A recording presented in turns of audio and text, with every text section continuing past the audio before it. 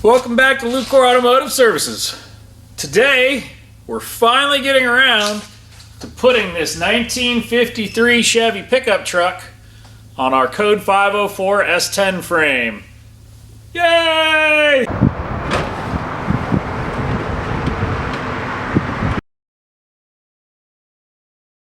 It's about time you got done with all this other stuff and got back to work on this Code 504 project. A lot of people have been asking about it.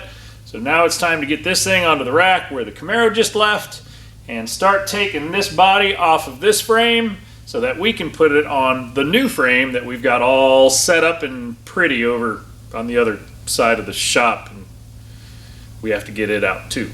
So stick around, subscribe to the channel, give us a like, give us a dislike if you want to. We'd prefer if you didn't. Leave us some questions. We'll be happy to answer any questions you have. This is a 1953 Chevy pick-em-up truck from Chevrolet.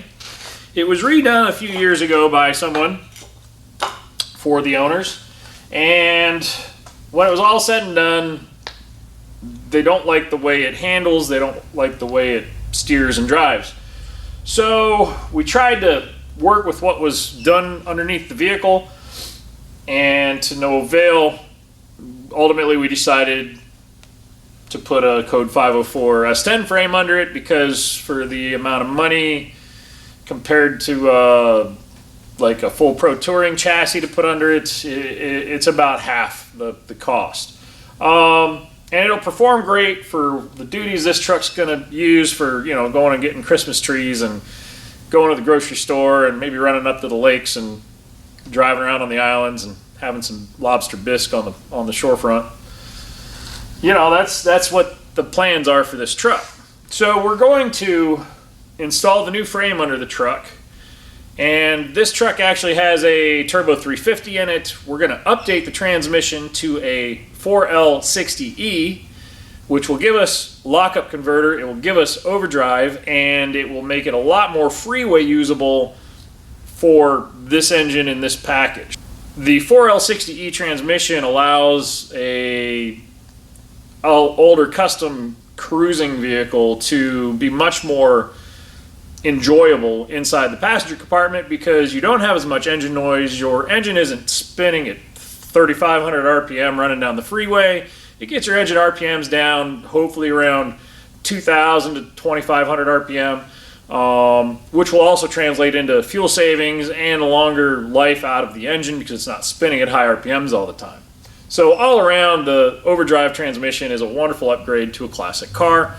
In this setup, we are going to reuse his old engine and as many parts out of this truck as we can just to keep our costs down. We want to reuse as much stuff as we can and not have to go out and buy a whole bunch of stuff. So we'll see what we can get away with. I already know I'm going to have to modify the fuel tank that's in it because the frame rails in this frame are wider than my new frame rails, and they ran a fuel fill right through the wood bed, so there's definitely going to be a bunch of welding and fabrication involved with making the fuel tank fit in the new frame, but we will come to that when we get there. Initially, this is going to go on the rack. I'm going to pull the running boards, we're going to pull the bed, and then we're going to pull the cab so that we can transfer all our mechanicals over to the new frame. And then we will start fitting our cab first, get our cab and front clip all set onto the frame where we like it, and then we will match the bed and the running boards to the rest of the body. So stay tuned, enjoy the show. We hope you like what we're doing here. We're just kind of taking some time to video some of the cool stuff we get to work on. These are the cars we work on in between the normal everyday cars that we're doing alignments and chassis repair and engine repair and all the other general service maintenance and repair stuff that we do in our shop. But we are a group of car guys who love cars, so we take on projects like this and we get them done as quickly as we can, but with life and wives and kids and everything else going on in the world, sometimes these projects take a little bit longer to get done than what we want. At any rate, if you're at home doing one of these Code 504 frame kits, stay after it. The reward is worth it. I guarantee you that having that chassis under this truck or your truck is going to be worth it in the end. It's a lot of work, but worth it. Stay at it, keep working, get it done.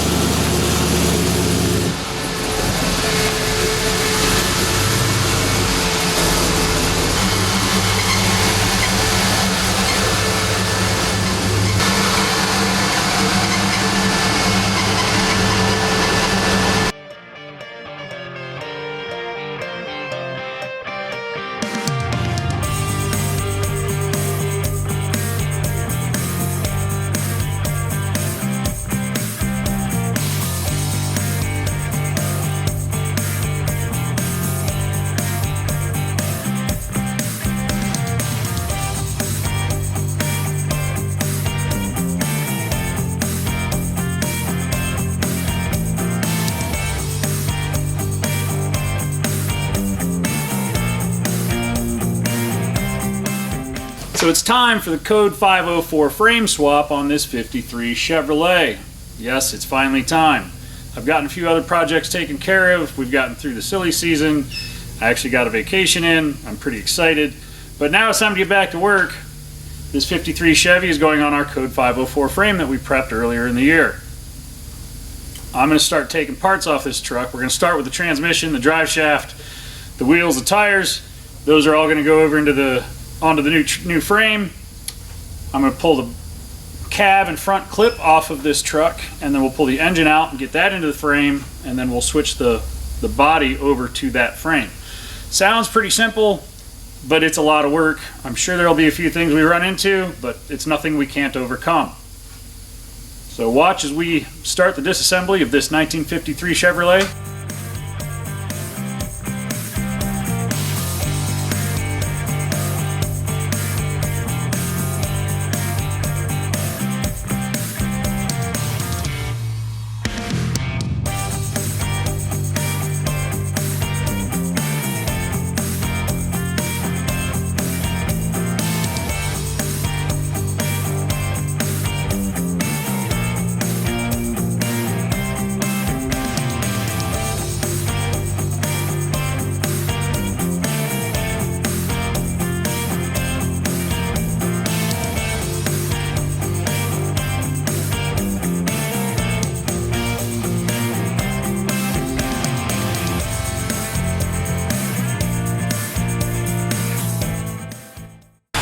You'll probably want to edit out me beating on that with a sledgehammer. Just saying.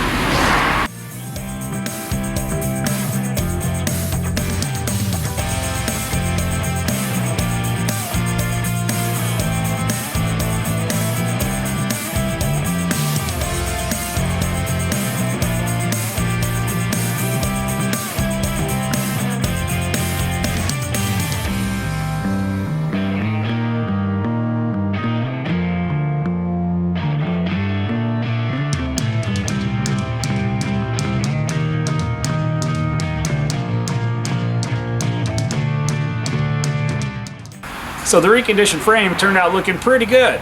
We did Bulletliner spray coating on the entire frame. They sandblasted and recoated it in their bed liner. We also had Bulletliner spray our code 504 components in a direct metal satin black paint. It turned out looking really good. We like the contrast of the painted parts on the bed liner, and it should show really well. It's really nice because even if all this stuff gets dirty, you hose it down, it rinses right off. It'll be easy to keep clean and easy to maintain, which is what we're going for with this build. We just want to get in the car and drive it. If it gets dirty, we want to hose it down, dry it off, put it in the barn, take it out the next time.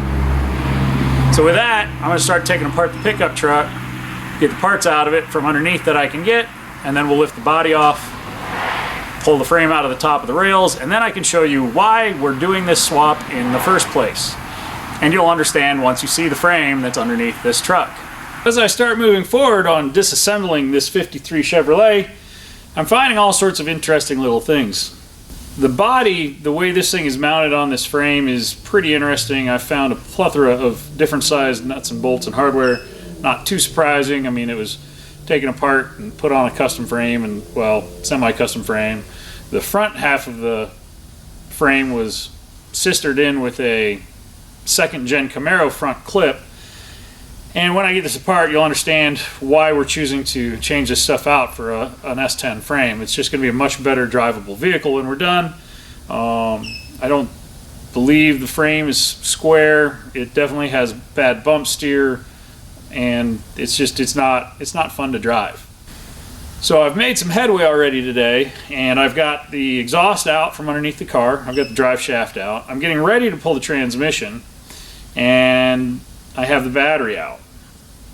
I'm going to drain my engine coolant, my engine oil, and get my hoses and other cables and linkages disconnected so that when I'm ready to pull this body off, I can just lift the body up complete with the nose attached. Normally, if you're doing this, you would pull the front doghouse off to make some adjustments, but unfortunately when the person painted this body, all the seams where the fenders meet the cab have been sealed and painted, so I'm going to end up cracking the paint and causing some pretty major paint defects if I separate these fenders from the cab. So I'm going to try and lift it all as one unit with the front clip still attached to the cab. Hopefully it won't blow the paint apart at the seams. I'm hoping for the best. It will be a little bit tricky to trim and cut out the stuff I need to remove to make this body work on the S10 frame, but I'll address that when I get there. I'll make the adjustments I have to make, trim what I need to trim, and then hopefully be able to set the body down on the frame with the engine in it, and then continue moving forward. I am going to put the engine and the new transmission into the car to get them mocked up so I can make my new transmission cooler lines, my brake lines, my fuel lines, and get everything that's going to be rolling around bolted to the frame completely done before I put my cab and my bed back onto the frame. The running boards will likely be the last thing I install back on the truck, because that'll allow me to use the running boards to shim and move my body mounts so that my body and my bed line up correctly with the running boards. The running boards run underneath both the cab and the bed, and the body lines between them all need to line up. So it's going to be kind of tricky to make all that stuff fit the way I want it to fit, but it's got to fit better than what we have going on here. So there's a lot of little things that we'll remedy as we go moving forward and get this thing put back together. But for now, I'm just going to keep taking this thing apart. I do apologize for the lighting in my shop. It's winter, so my doors are closed, and I don't get anywhere near as much natural lighting as what I used to when we're doing these films in the summer with the doors open. Please hang with me. I am trying to do some things to get a little better lighting, but do remember we are a repair shop. We're not a film industry. At least not yet. Maybe we will be someday, but we're not yet. We're just doing this because we like cars, and we enjoy getting the feedback from people that are watching our show. So if you're watching the show, we appreciate you. Keep on watching. We got lots of neat stuff to do. As it is, I'm going to get back to working on this 53 Chevy so that I can have the transmission out of it tonight and have the cab ready to pull tomorrow. Going to be a couple hours.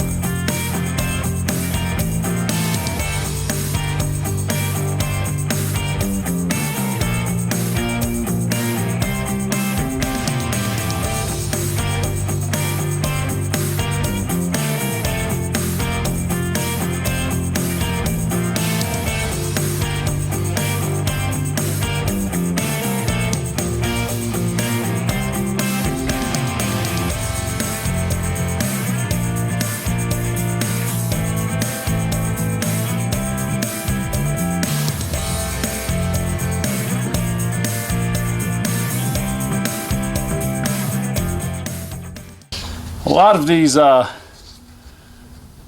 connectors on these are just your run-of-the-mill hardware solderless crimp terminals, but every one I've grabbed is pulled right out of the solderless crimp, so wiring integrity is questionable. We will resolve all that with properly crimped terminals and heat sealed connections when we get back to putting this back together.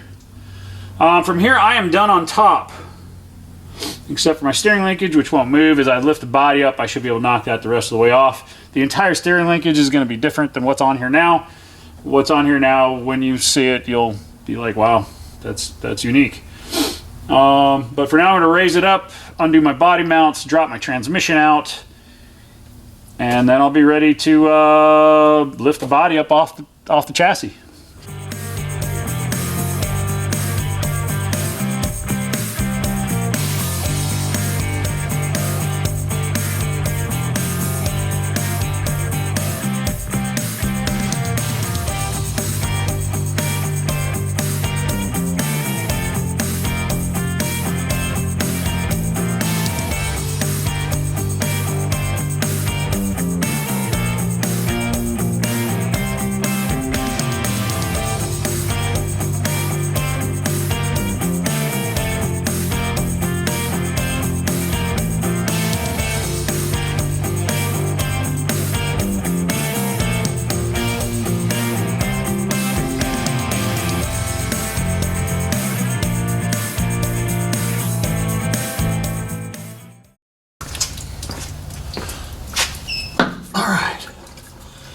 So my torque converter's loose, my bell bolts are out, my rear transmission mount is out. I have 2 transmission bell bolts still in to hold it in place. So I'm gonna go get my transmission jack, support my transmission, pull my cross member, drop my transmission, and that should be about it for underneath. I gotta disconnect my positive and negative cables and my fuel line from the engine. And I think then it's time to pull the body bolts. So moving along pretty well. Oh, my body electrical harness for my tail lights and stuff. I'll have to pull those loose too. And that should be about it. All right, trans jack.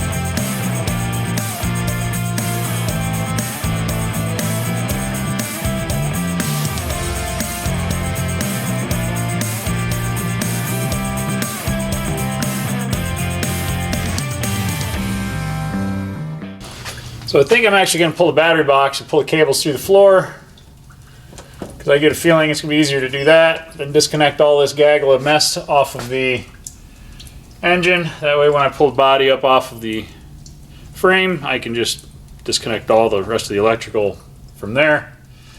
So I think I'm done for tonight. I've got to pull my rear brake light and turn signal wire harness off the frame, and pull my body mount bolts off, pull my electrical cables out, and it's time to lift the body off the chassis. Exciting. I'm still trying to figure out how to get the I am still trying to figure out how to get the running boards off, because the cab is actually sitting on them, because the cab sits butt low and the bed sits face low, so the truck looks like that. So I don't know, I may just jack the cab up and put some shims under it, and then I'll be able to get my running boards out. So I want to take my running boards off first. I've already slid my bed back a couple inches, but it's actually sitting on wood blocks in the front, so I don't want to go too far because I don't want the bed to crash down.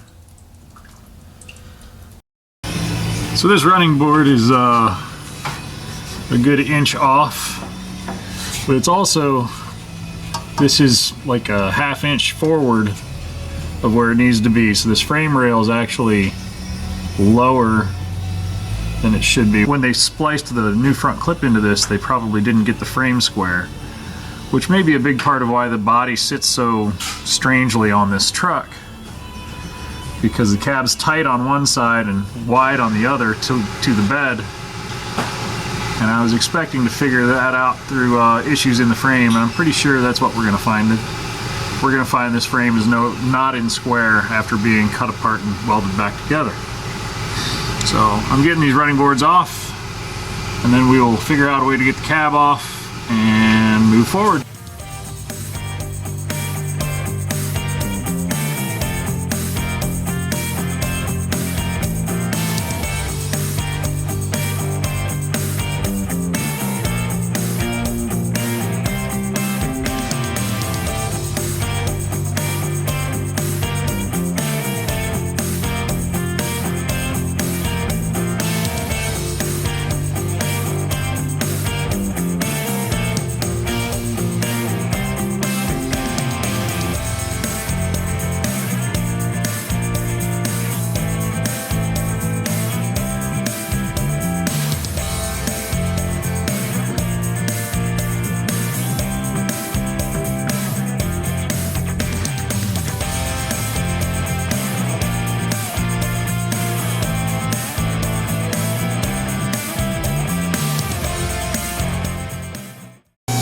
Guess that transmission cooler is not doing a whole heck of a lot.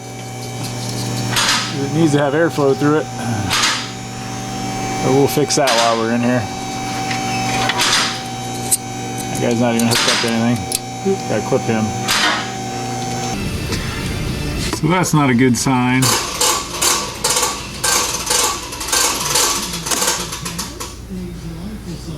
When he assembled this, he moved one of the bolts outboard for the rear cab mount, so the cab wasn't sitting at the right position. So hopefully that's not going to make us a nightmare for aligning the front end on this when we get it all back together, but we will resolve that as we get to it. So Code 504 likes the early frames. I actually prefer the later frames because they're boxed farther back in the frame and it creates a stronger chassis. That being said, it makes more work because you have to drill access holes to put some of your nuts and bolts in on the back side. Also, for your rear running board support, the holes are not there, so you have to figure out your placement on a blank slate, and you want it to be in a very specific spot. Now, they have you use this rear rivet, which happens to be right about a ½ inch wide, and you rest your plate right on top of this spring mount and get yourself to square or vertical, and you want to be 3/4 of an inch back from the center line of that rivet. Unfortunately, when you have all your stuff on there, you need a really small ruler to figure out what's going on because it's pretty tight in there. But the washer is included in this kit. If you go from the outside of the washer to the inside of the washer is 3/4 of an inch. So if you put your bracket in place, measure from the inside of your bracket to the center of your rivet, then you know where to drill. Except my drill's not ready. Darn it. Double check our measurement. Hey look, it's still 3/4 of an inch.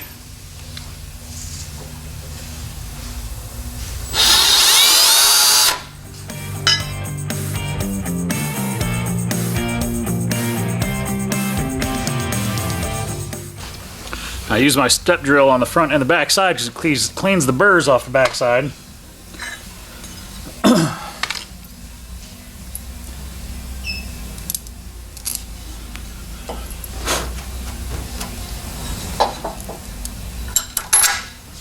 Look at that. 3/4 of an inch, right where it needs to be. Neat trick. Measuring tool, very precise. The reality is if it's forward or backwards just a hair, you're just going to use a shim, and the rear support brackets have elongations in them for your running board as well, so it doesn't have to be exact, but you want it to be as close as you can get. So I'm going to drill my other hole.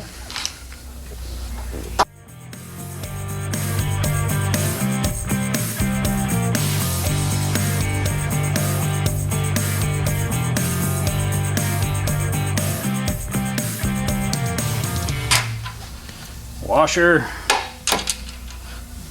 lock washer, and nut.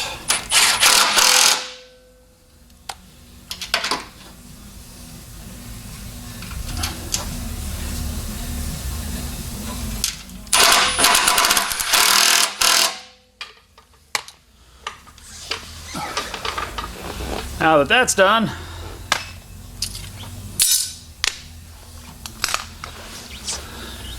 it's time to figure out a creative way